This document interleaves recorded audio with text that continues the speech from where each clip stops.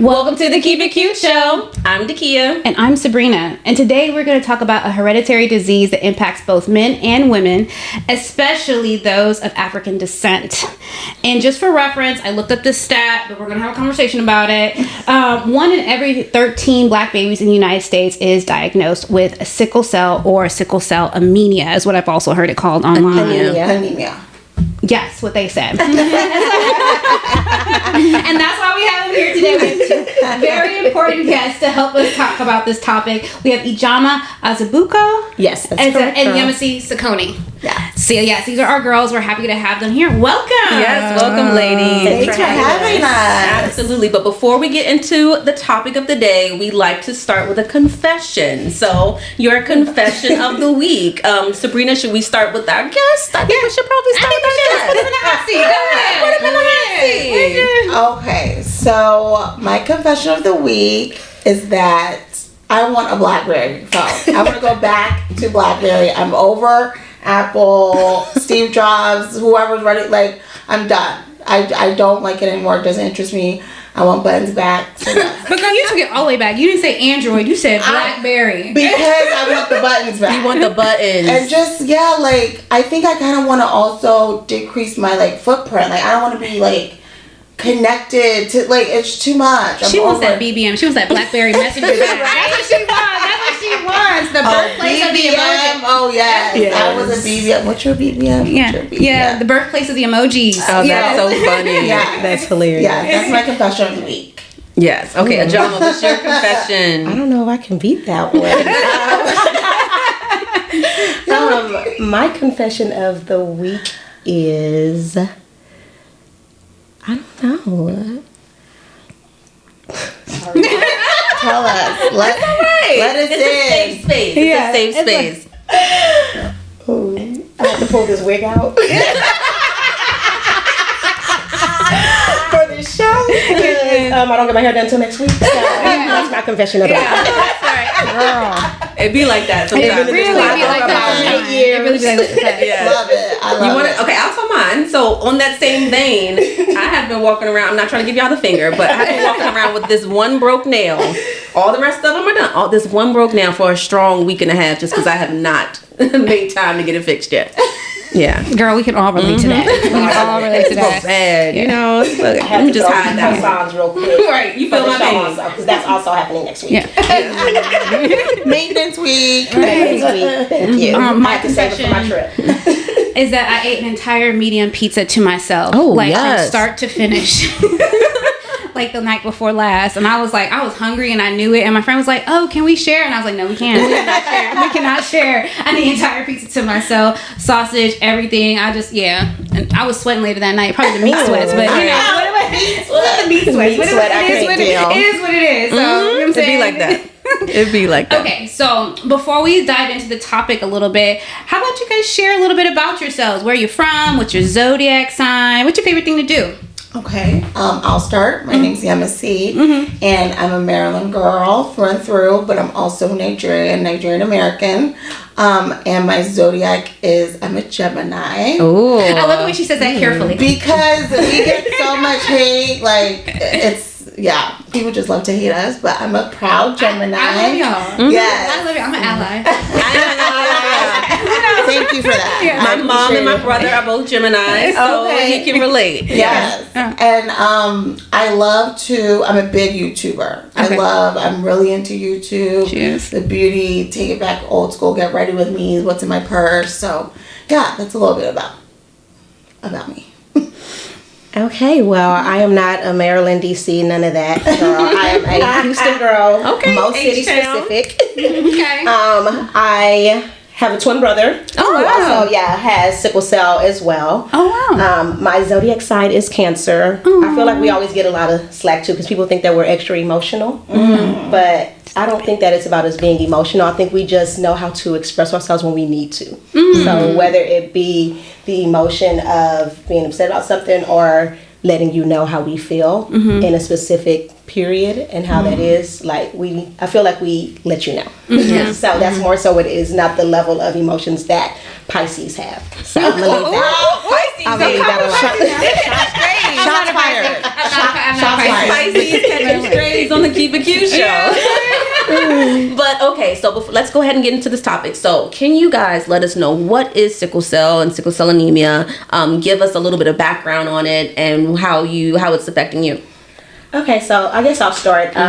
So sickle cell is a hereditary blood disorder, as Sabrina mentioned earlier in the show, and the way that it's characterized is through rigid, sticky, sickle-like cells. That's why it's called sickle cell. So think about a crescent moon. Yeah, so like a crescent moon. And so those sticky, rigid blood cells, they end up getting stuck in your bloodstream. And so when they get stuck, it blocks the flow of blood and oxygen in your body. So y'all remember when we were younger and people used to like twist your arm and they're like, like when they say uncle or say something to make you stop. So like that might be like a way. Yeah, exactly. So it's like, let's say that they never stop. Right? That's an example that will give people of like what it kind of feels like. Or if you have a water bottle, right, and you're trying to push like an orange through that little tiny hole of that water bottle, like the pain that would be to like get that all the way into the bottle. That's kind of how to explain like what that is. So outside of the fact that they'll have those pain crises, sickle cell can also cause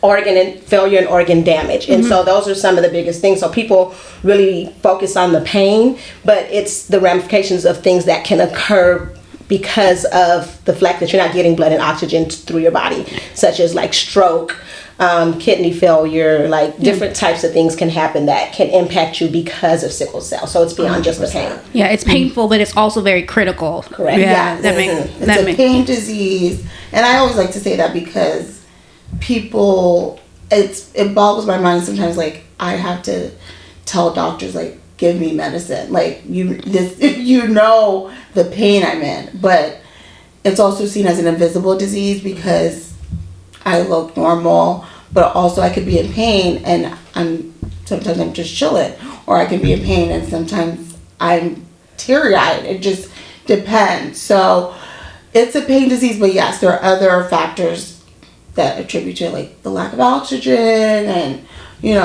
like she said, organ failure. So yeah. And then one thing that people don't know, just like how she said, it's a silent disease. And so because it's a silent disease, people look at you and they just assume like, oh, you're fine. But then again, it's something that's very unpredictable.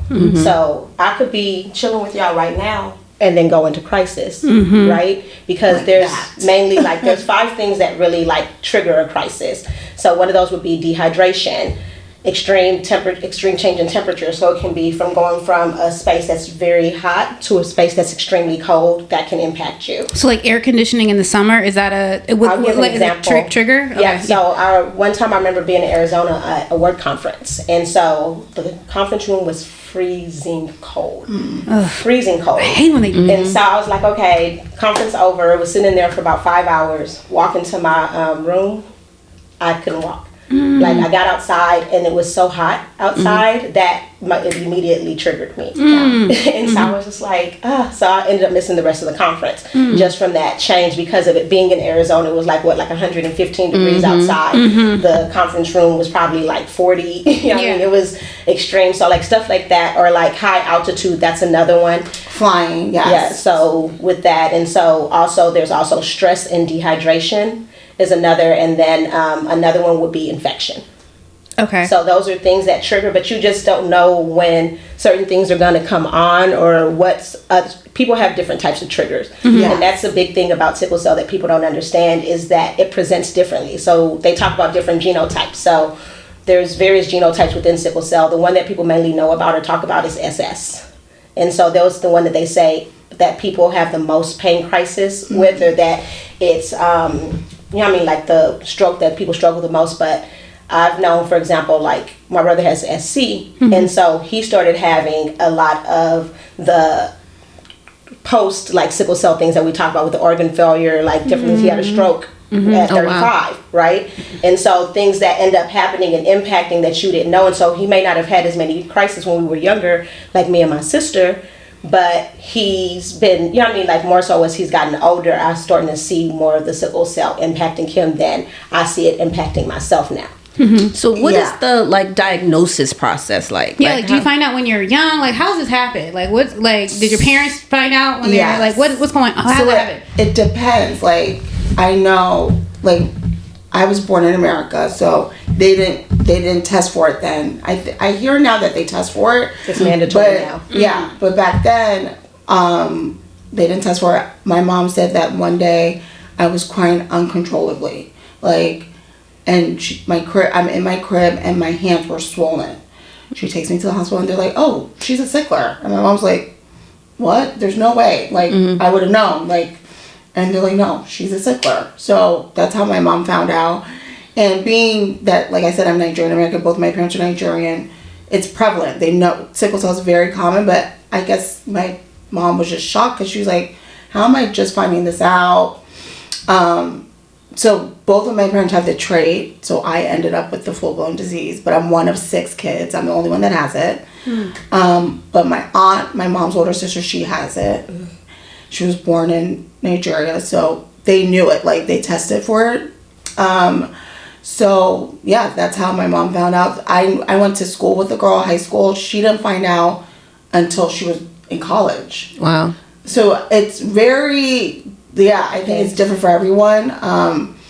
So I don't know a life out other than this life. Yeah. And so same, like, I found out at birth. So we found out when we were younger. So that's the other thing too. It's like some may test. So like back in the day, because I was born in the 80s or whatever, so back then sometimes I know so I was like back then sometimes they tested, sometimes they didn't, just like how she said when she was born they didn't test her, and so they tested us. So me and my twin brother, we both have sickle cell. It skipped my younger brother, he has the trait, and then my younger sister, she ended up having sickle cell.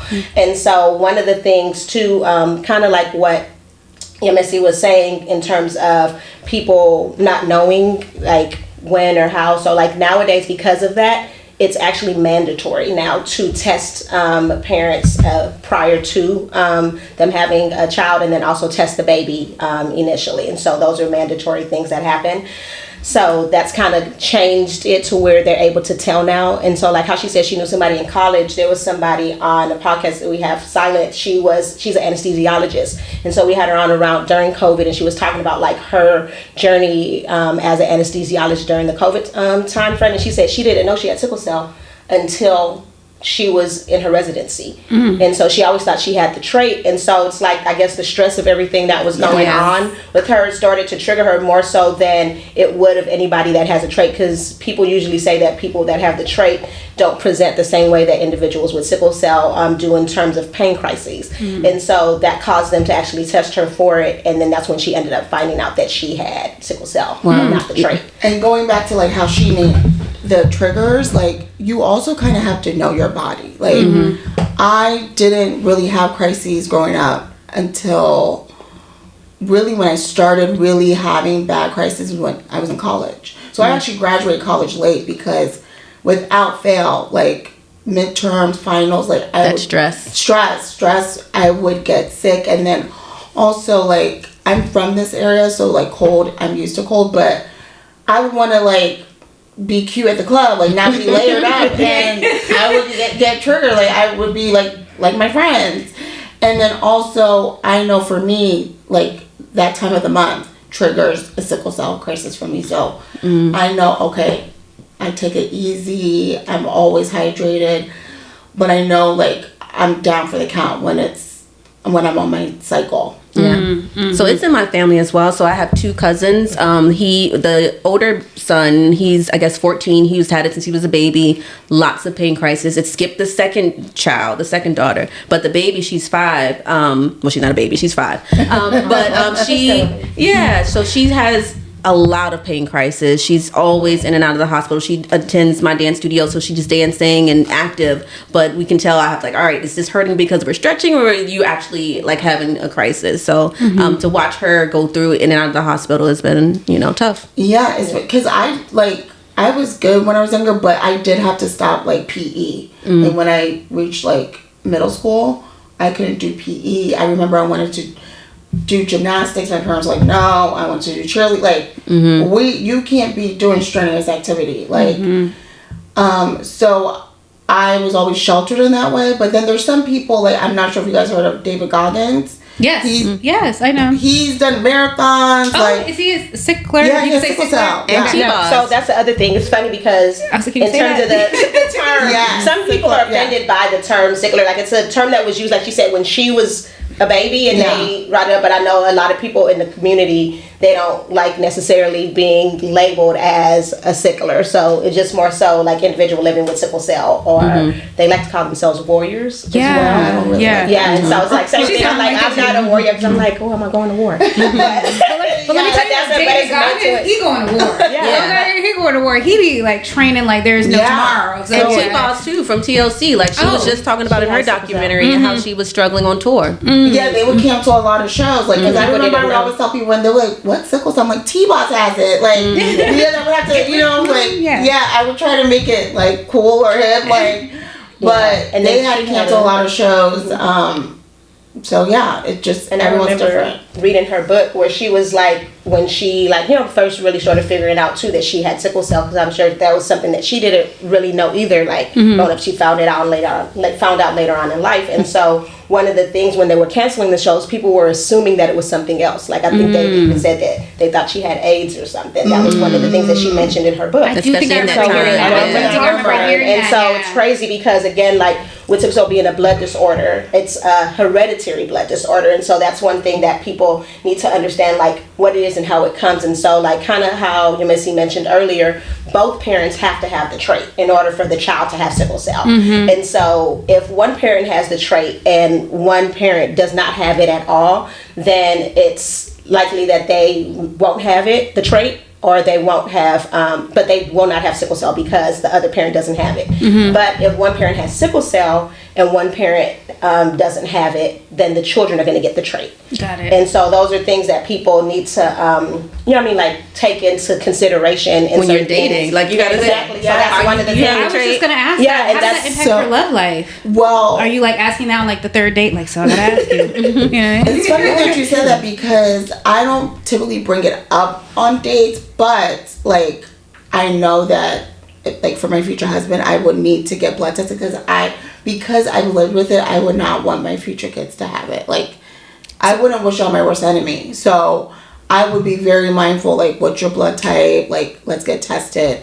And if unfortunately he has it, I would have to let him go. So it is a deal breaker for you. It is a deal breaker. Like I would not want to put my future babies through that. How about you, Ijeoma? Yeah, I would say that it is. So I actually was dating a guy and I found out he had the trait, and I stopped dating him. Oh, man. Then he didn't understand why. He was like, "We good?" Like I don't understand what's going on. But that's something like growing up before. Again, like the stigma behind having sickle cell wasn't anything that was necessarily talked about because my mom, especially being Nigerian, they don't want anybody to know anything. Right. And so my mom would be upset if I was in the hospital and a friend calls me and I'm like, I'm in the hospital. She's like, why would you tell them that? And so it was like a big thing. So like they would say things like, nobody's going to want to marry you. Nobody's going to want to do this. So it's like you don't talk about things when you were younger. But as I've gotten older, especially me being in my advocacy and really being a person that's open to talking about sickle cell, what it is, I feel that I became more connected with it after a friend of mine, and I'll touch on that later, that I met that had sickle cell, because before I didn't know anybody outside of my brother and my sister with sickle cell because people don't talk about it.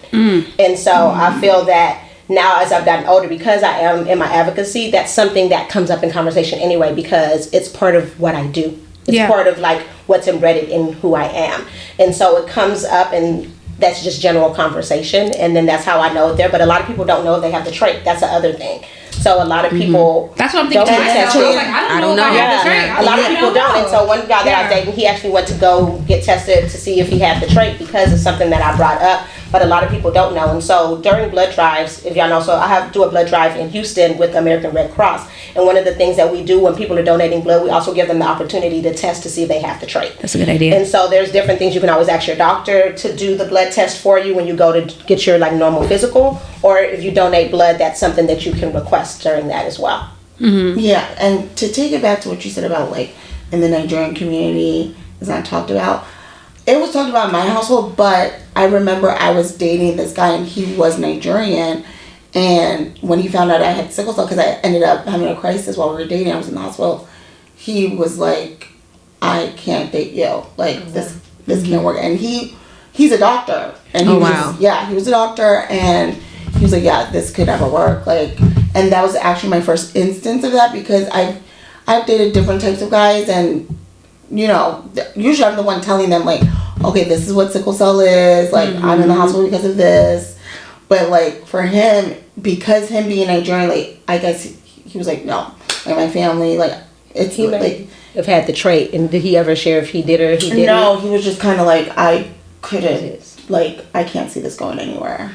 So That's hurtful. Yeah. So that was like my first instance with that. So yeah, it's definitely, you know, you never know what you're gonna get kind of thing. Like you said, you had to break it off, and for me, even though I have it, it would be a deal breaker.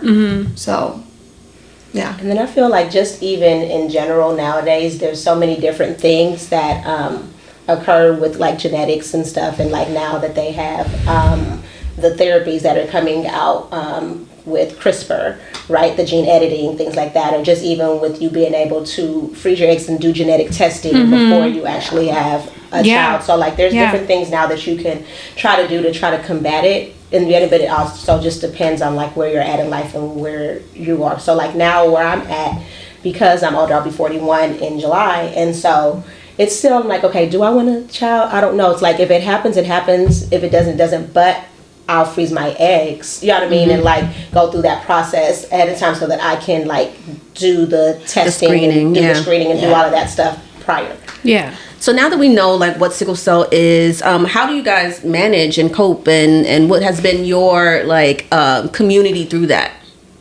Okay, so I can start. I think in terms of community, like how you were saying, like it's not talked about, I felt like my community of friends really showed up for me. Like when I would be in the hospital, they would come give me either comic relief, come bring me food. Like that's literally what kept me going, because it's depressing being in the hospital, but you also get used to it, because it's like, all right, I have another crisis. Like people are like, oh my god, you're in the hospital, but it's just like, yes, I've called her and she's like, I'm in the hospital getting like a blood transfusion. I'm like, that sounds like my friends. Like what? Like to me, as someone who doesn't have to deal with it, that sounds very intense. And she's like, oh no, this is something I deal with. Yeah, it's regular. Like, I know I stay hydrated, so I drink tons of water. That's a way that I try to like just be on top of things. And then, like I said, I try to listen to my body. Like now that I'm older, like, okay, I exerted myself too much, let me rest. Like even sometimes when I'm cleaning, like, all right, like I moved around a little bit, let me just sit down for a bit. Like, and it's just, it's my normal, it's my norm. Like I don't know any other way, but people get shocked. Like even my wound doctor, he's like, I don't know how you do it. Like you go into the office, like, because a lot of the times, like you, like people, like typically a sickle cell person looks very frail and weak, and it's like, you know, I have to work, I have no, like, that's what I know. So like, it's just I just try to be vigilant. Like I eat lots of leafy greens, red meat, I take my iron supplements, like that's what it is.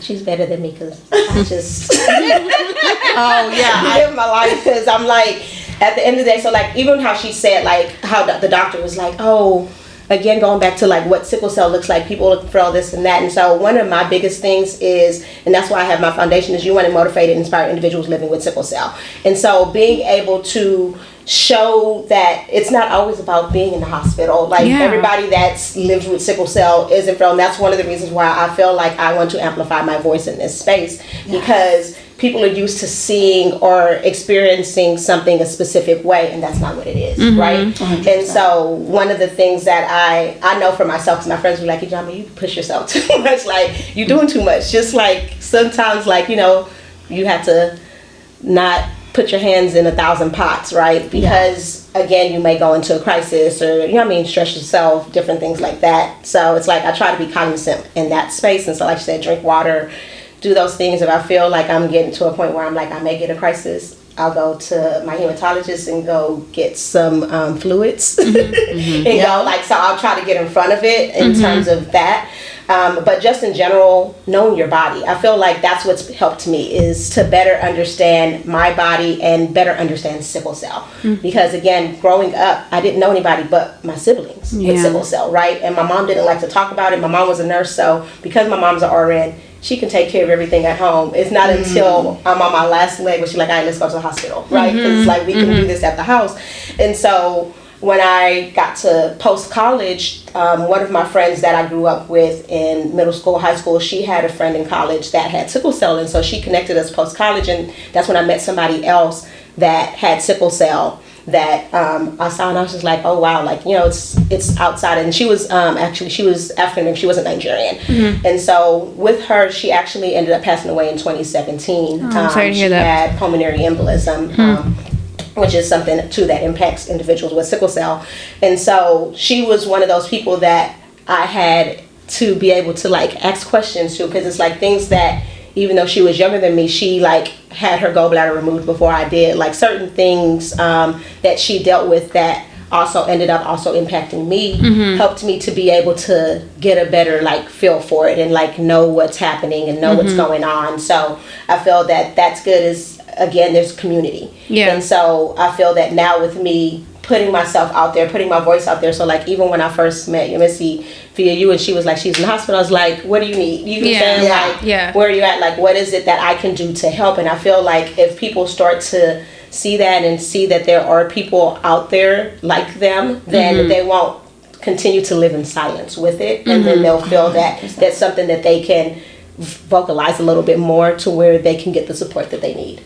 Yeah, absolutely. You do a really good job, I would say, of advocating, right? Like we were in a conversation about something completely different. We were talking about wedding planning. Okay? We were talking about wedding planning, and I don't know how it happened, but we just ended up talking about a lot of different things, and then you happened to mention that, and I was like, oh, I have a really good girlfriend that also like, you know, struggles with that. And then it was just, and the conversation just like went on. But I think that that's so powerful that you guys are both able to be like vocal about it. Yes. You know what I mean? And I was so grateful with you connecting us, because I've been telling myself I wanted to do more advocacy, and here, like connecting with you and seeing how you do this ball every year. And not every year, it's coming back. Okay, it's coming back. But it's like, bringing it back. Yeah, I wanted to do more advocacy because I actually used to live in London, and the advocacy there is out of its world. Like, people know what sickle cell is over there. Like, they have so like many people speaking up about it, but the care of it is horrible. Like, when I was there, they would give me paracetamol. Paracetamol is like a Tylenol.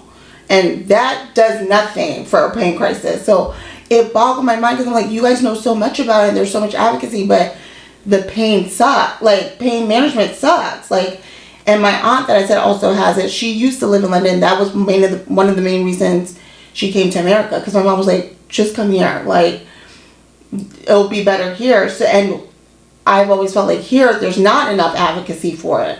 But it's managed. The thing is, they know how to, you like, what's your regimen? Like, when I go into the ER, like, I tell them what my regimen is, but then you have these doctors that think you're, like, they profile you. They think you're coming in for a fix. They don't believe, like, because, like I when said, you say fix, like, you just want some, like, pain some drugs. Because since it's a pain disease, you get high, like, you get narcotics. It's like the strong stuff. Yeah. So it's like, I'm begging a doctor to give me medicine. It's like, you're a doctor. Didn't you learn about sickle cell? Like, why? And they don't. There's like literally because they're profiling three pages in their medical book that shows that. Yeah, and I also think the racism in healthcare is very loud. Like, and there's times where I'm by myself, because, like I said, I've had to drive myself to the hospital because I'm used to it, and I think they see you by yourself and they take advantage of that.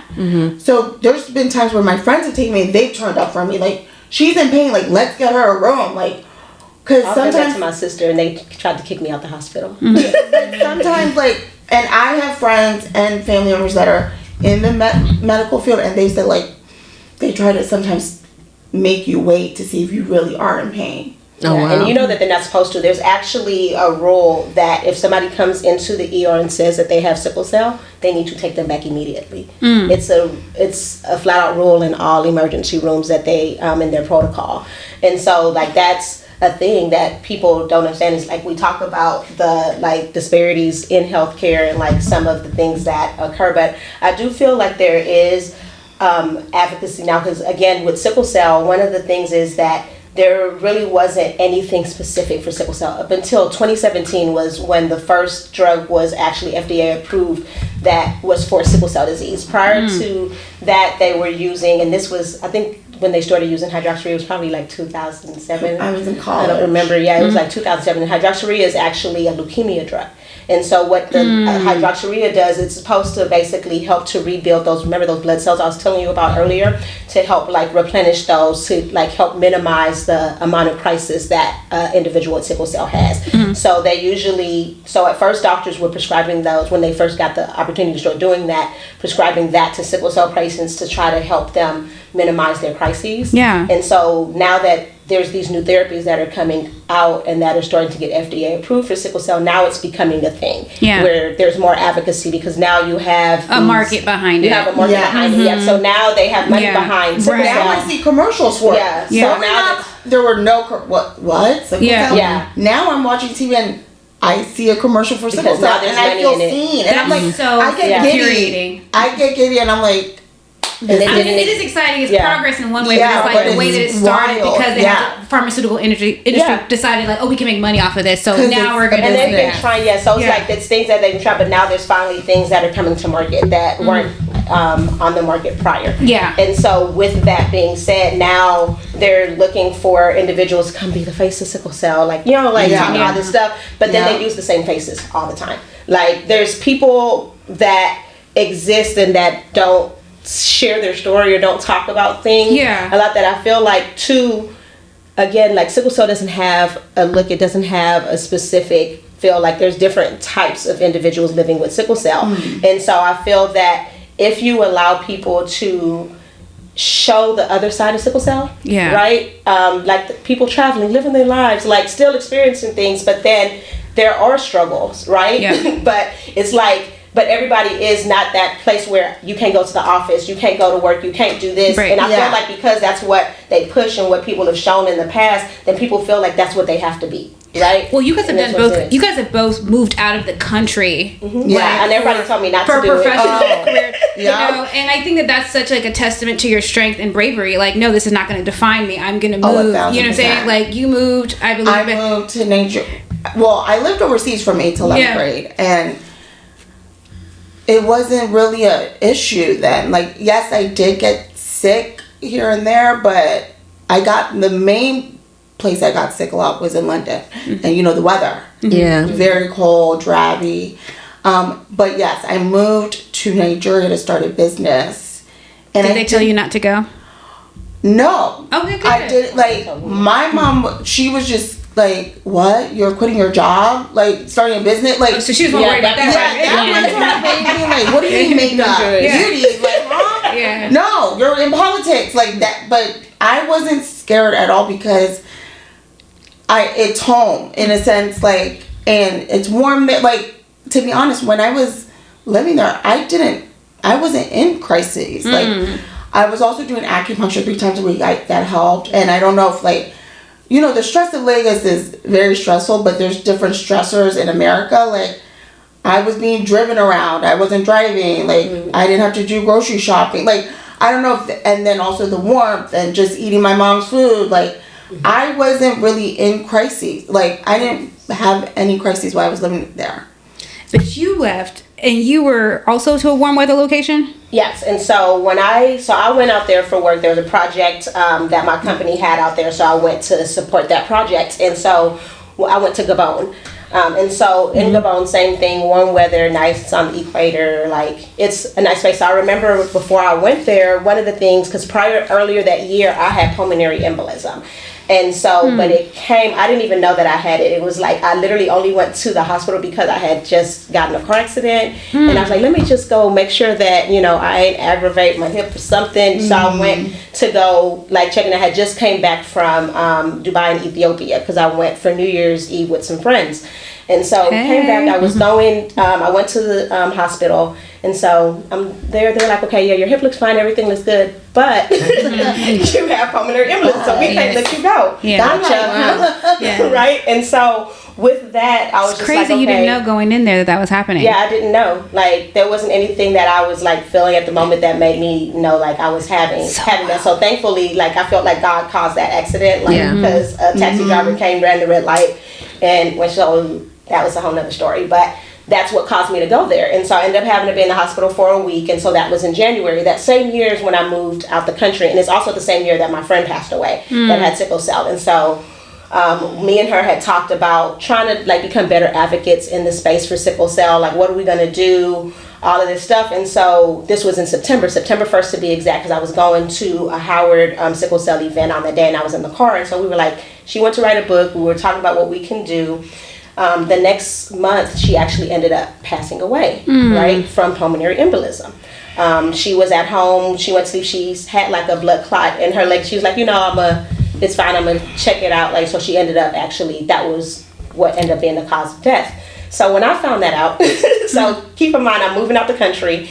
And so I'm packed up all my stuff in DC. I'm like, okay, I'm about to go on this project. So I was like, let me go see my family in Houston first. I go, like, talk to my job or whatever, because my doctor was basically, like, saying that I should fly first class, because again, it's like the extra leg room, like being able to move around, and my job was like, you don't need that. We talked to our own doctor, are you know what I mean, like, and so they were like, for me to get a prescription for the blood thinners, and that should be fine, right? So I'm like, I go put the prescription in. It was like $500. It was like something ridiculous. Jesus. I'm like, I'm not getting that. So I go to Houston to go see my family, and so right before I'm, like, about to get on the plane, before I'm about to leave the next day, I'm like, let me just get this prescription. Yeah, right? just in case. So I get it. My dad goes to pick it up. It was $0. That just shows you how God works. Wow. It was $0, and I was just like, okay. So took it, went off to move to Gabon.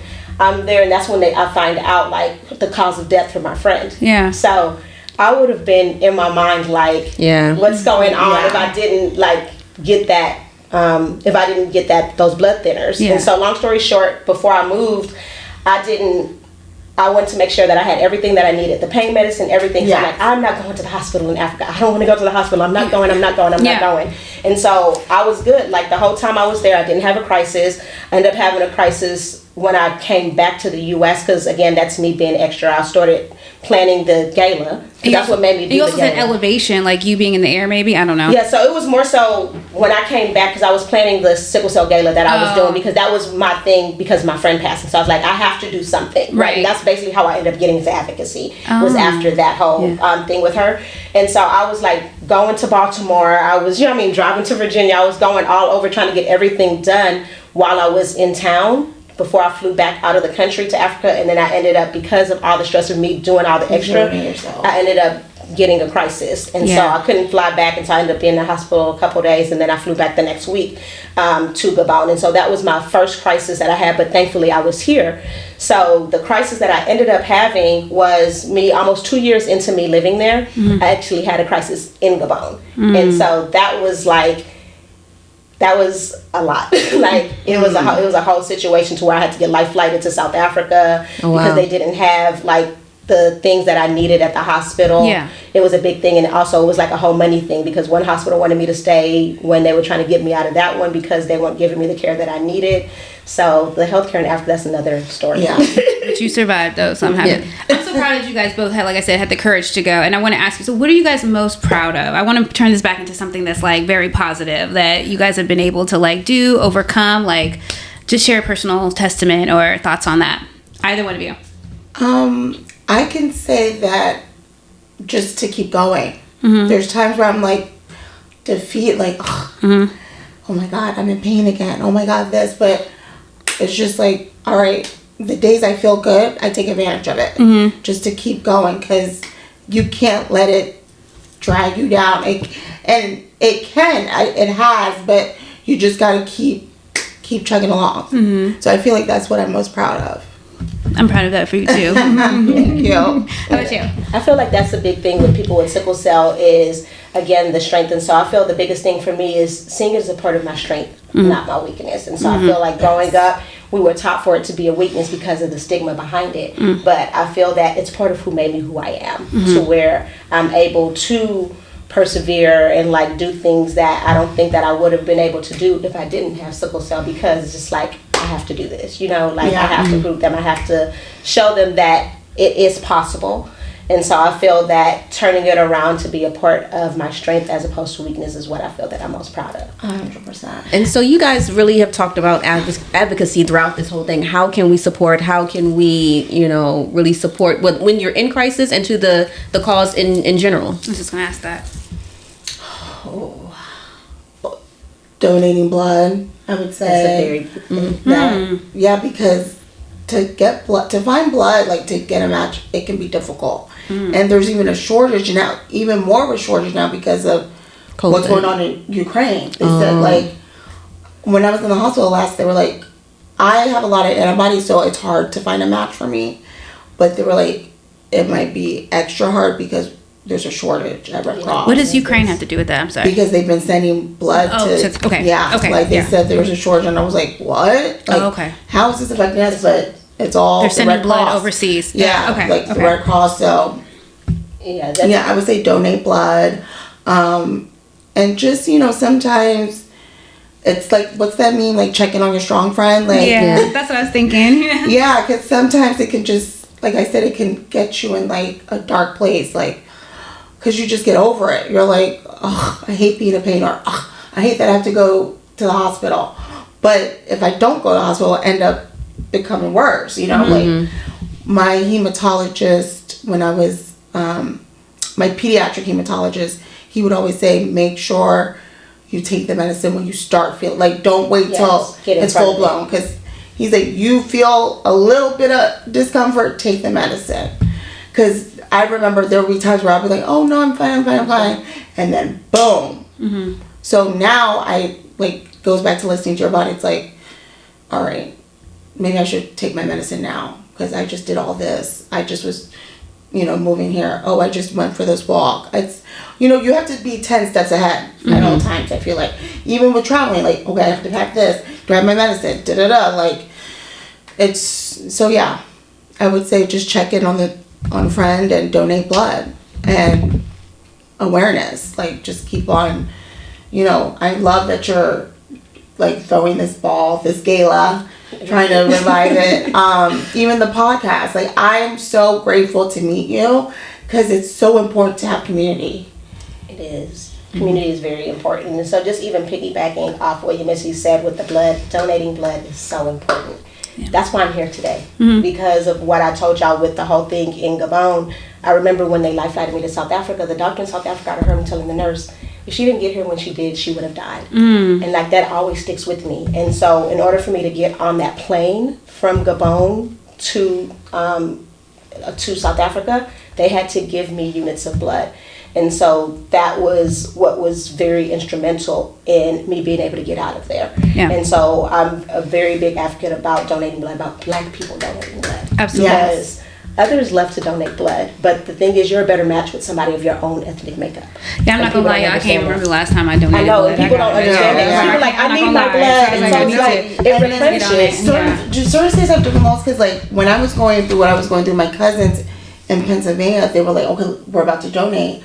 But they weren't born here. They were born in Nigeria. They're like, you can't donate. There's different stuff that now it's like, it's changing. So certain things, like, they wouldn't allow, like, people in the LGBT community to donate, but now they're starting to, like, open that up. So, like, there's certain things that they used to not do. They used to say too, like, if you've been out, or still, if you've been out of the country a certain amount of time, but they've lowered the window. But before, I think it was like a year. Now it's like 6 months or something like that, to where you can't donate blood, but it's certain areas when they say that.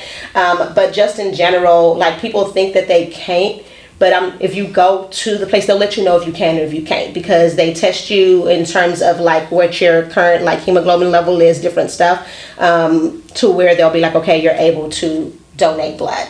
Because I know people are like, okay, I can't because I need my blood. And so it's like it replenishes. And so it's not going to go anywhere. Okay? You'll be fine.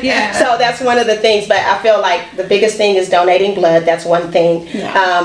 In terms of just advocacy. So one of the things, and that's why I do the ball, is like, I want it to be outside of just the sickle cell community. I feel that having allies is an important thing, and having people that better understand what it is helps to be able to spread the message and to be able to build community and to be able to know how best to support and how to help. And we talk about different things when it comes to like the health disparities and things going from that. But I feel like if we all better understand it, then we'll all be able to better support it. And so one of the things that I have coming up, there's an event that we're doing at HQ on June 28th in DC. And so that would be something that people can come out to support. What we're going to do is talk about the different therapies that are coming out in sickle cell. Because again, like I spoke previously, there's all these new drugs that came out post 2017, right? And just even with the gene therapy that was just approved, what was it, December last year? It was just approved in terms of like looking at a cure for sickle cell. So people have always talked about, you know, we want a universal cure for sickle cell. I don't feel there's a universal cure. I feel that what it is that it depends on the person and what their need is. And so finding that cure in terms of what's best for the individual, the person, because sickle cell presents differently in different people. And so gene therapy may work for one, but may not work for another. And so just trying to really better understand that. And so by having this event is being able to share what's out there now, what's changed. It was the past, present, and future of sickle cell. What was sickle cell before? Where is it now? And where is it going? So what I've heard you guys say is donate blood. Check on your strong friend. You may have to turn up for them at the hospital, and that's okay. You turned up for me a couple times. And that's okay. Educate yourselves to help raise awareness, right? There is an event that's going on in DC on June 28th. I think that's the Friday. June 28th. Whatever that Friday. We'll make sure to post it. And then in Houston, we have a blood drive. If you're watching from Houston, we have a blood drive on June 20th that's happening with the American Red Cross. So. And I just want to also say, if you have sickle cell, don't, how people say, you know, you have to like hop around for therapy. Don't be afraid to challenge your hematologist. Ask for a second opinion. I've had to like battle a hematologist. She was the director at Hopkins, and she's no longer the director at Hopkins. Hey, some type of girl. And now I love my hematologist. She's a black woman. And I do sometimes think that matters because they have a personal story. They can relate, you know, like, so don't be afraid to challenge your hematologist. Find another hematologist because, you'll be surprised. These are doctors, but there's still people that make mistakes and have, biases sometimes. A lot of biases. Because like when I first moved here, my hematologist that I had, again, I had to go to a cancer center because they don't have sickle cell centers. Now they're starting to have sickle cell centers that are coming up in Maryland and Virginia, in Houston, but they didn't exist. And so majority of sickle cell patients go to cancer centers to go see their hematologist. And so I remember when I first went there, my hematologist was literally Googling things as he's talking to me. Now he's well versed, like he knows. But in the beginning, it was like I was his first sickle cell patient. That's scary. And so those are things. So like thankfully now with these new therapies and there's money in sickle cell now these hematologists are starting to care a little bit more, which is kind of sad, but then it's also, you know what I mean, like good at the same time because now there's more support than what there ever was before. This was great. I think this was very informative. Like, we really, really appreciate, you guys coming to the Keep It Cute show and giving us and our viewers more information on this disease that unfortunately affects so many Black and brown people. Thank you for having us. Absolutely. Wait, we're not done with you yet. Oh, we're here. We're not done with you yet. We'll talk about how it affects Black and brown people. That World Sickle Cell Day is June 19th, which is also Juneteenth. So, loving that connection just to show when we talk about the health disparities and things that are impacting people of color. Yeah. Good to know that that's something that we can try to support and be a part of on that day as well. Absolutely. Love it. And so we are going to switch it up just a bit, and we're going to move into game time. Oh. Yes. Okay, so game time, we're going to play a game that's called Sip or Spill. And so we're going to ask you a series of questions, and you guys can either spill the tea, or you guys can take a sip to pass. All right. So we might need to, let's get a refill. All right. So we're back. They got their refill. We ready. All right. You want to kick us off? I will kick us off. Okay. So, ladies, again, you have to either decide if you want to answer this question or take a sip of that lovely drink that you have. Okay. I'm excited for this I'm going to start with Yemisi. Okay. What's your guilty pleasure? Oh, bravo. That's a good one. Okay. Yeah. Housewives, Summer House, Martha's Vineyard. Oh, that's Summer House Martha's Vineyard. We're gonna that's gonna be Bravo's another been episode. lacking lately, but what's keeping me on Bravo is Martha's Vineyard and Summer House. What about Below Deck? I fell off Below Deck for a minute. Yeah. I fell off and the Housewives are. I'm happy Dubai's coming back. Yeah. That's gonna be fabulous. Bravo And the is Jacobs of Potomac.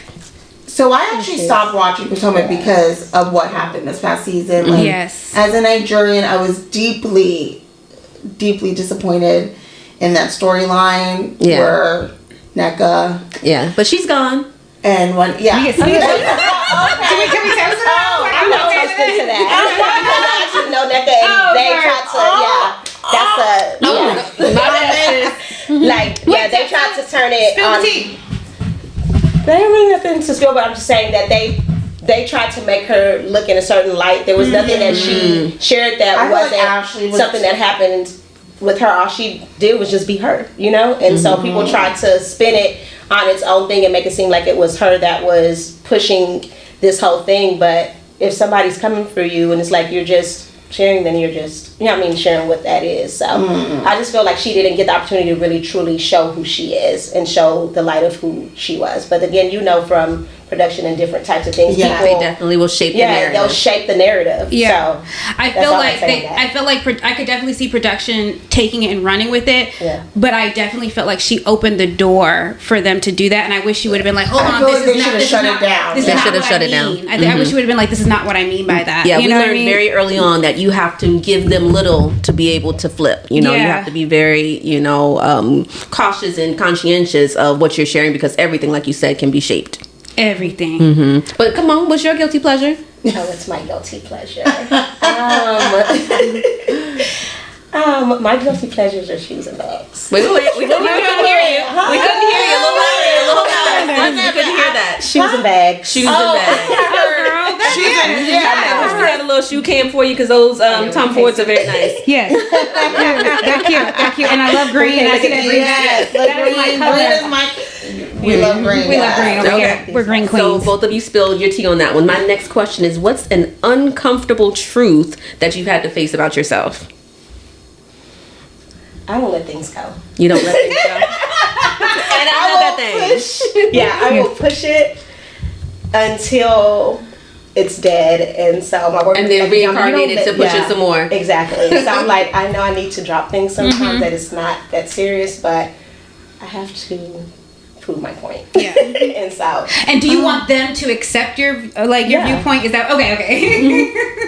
She's like, I'm not gonna let it go until you say yes, I agree and I see that and I okay. But they don't. Yemisi is thinking hard over here. I'm trying to be like, what's an uncomfortable truth? I don't know. Take a sip then, man. Yeah, let me take a sip. All right, so what's so I'm a little deeper on this one. What's a secret that you've kept from your closest friends and family? Are you willing to spill your tea on that one, or are you taking a sip? I love the way she's like, I don't think I have any secrets that I like really kept from them. Like, yeah, I don't have any secrets from my friends and family. They well, then take a sip, ladies. Okay, I think you both need a sip y'all on that are one. transparent people. I love that. Okay, We look at still make you y'all. Okay. So I have one. I'll toss it over to you, Yems. So it's kind of deep. What's your biggest regret in life so far? Oh, I can tell easy. My biggest regret is not starting YouTube channel when I wanted to start it. No, I think like I said, I'm a big YouTuber, and I think I was in my head a lot. Like I have a few videos that I filmed, but you know, when you're young, I was like 20, 21, like I was like, ugh. I was like, what am I doing? Like, and it's one of my biggest regrets. Yeah. Because I feel like I could have really, you know, you grow. You're not like, that's, you don't have to be perfect. Like, you know what I mean? Like, I think it was fear. Like, I was like, are people going to watch? So, yeah, I always think about that. Like, I should have started my YouTube channel back then when I wanted to. And in 2021, you're in college, you know what I'm saying? And you're trying to like listen to your parents, like, okay, let me focus on school. Exactly. Let me focus on the things that people tell me I need to focus on. And like YouTube is not something your parents are going to be like, yeah, you know, girl, and foster that YouTube channel. Nigerian parents. I mean, me wanting to start my beauty business in Nigeria, my mom was like, huh? Yeah. Beauty. Now she's like, oh my God, Kylie Jenner, she's making so much money. I'm like, when I tried to tell you, we are not going to measure our success on them. Exactly. On that family. But no, it's never too late. Yeah, So just because there's always a lane, so don't think that things are saturated and you can't still do it because what's for you is for you. So. Yeah, you have your own twist on things. Yep. You know what I'm saying? So that is one of my biggest regrets. But So I don't really feel like I have any real regrets because I feel like everything that's happened in my life shaped me to be who I am. Okay. Yeah. Right? So there may be, again, like business wise, like not starting stuff when I felt like I should have done it, you know what I mean, ahead of time. So things like that. But I guess I'll take a sip because I'm like, I don't know. Okay, girl. So the other thing is, okay, so I'll start with you, Ijeoma, since you sipped. What's the most embarrassing thing that's ever happened to you? The most embarrassing thing that's ever happened. I'll take it back to college. A lot of embarrassing things happen. I remember. Already laughing. No, so when I was in college, my boyfriend in college, like he was online, so it's like we like pledging, and so it's like we don't get to see each other as much because he was online. So it's like I went to his job, and so we were at his job, whatever. He's not supposed to have anybody there. And so when I went to his job, all of a sudden his boss was coming in, and I had to hide behind the little like projection stuff. And so it was funny. He walked in and he was like, "Oh, nice shoes." So I put them on my shoes. So he saw the shoes sitting in the middle of the. He was like, "Nice shoes." It's like, So you did say you like you your came out the back like, hey. No, I still hid. I still hid. I didn't come out the whole time. Yeah, like you ain't even gonna see my he knew face. somebody was there.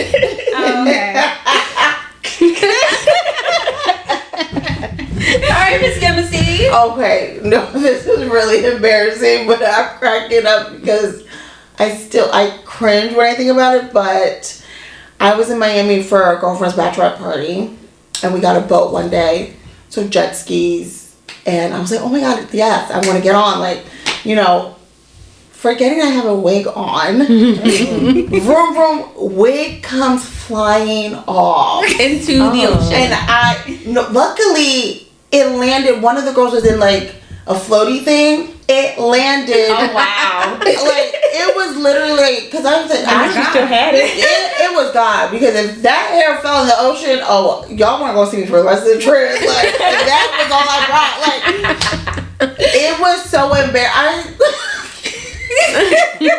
And I'm just like, like happy to be on the jet ski. And they're like, "Oh girl, wait, your hair's missing." Did you feel it? You didn't feel it, so you didn't feel it flying back. It's Leah and all, like Tasha. They were like, "Yeah, I see her." I was like, "What?" And like, I'm still just doing. You're wait. I said, "Wait, what?" Very embarrassing, but funny. Yeah. That's hilarious. That's hilarious. And it's still has to laugh at ourselves. Okay, who's your celebrity crush? I'll She's go ready. first. Okay. I got a couple. Okay. Well, my main one right now, Skepta.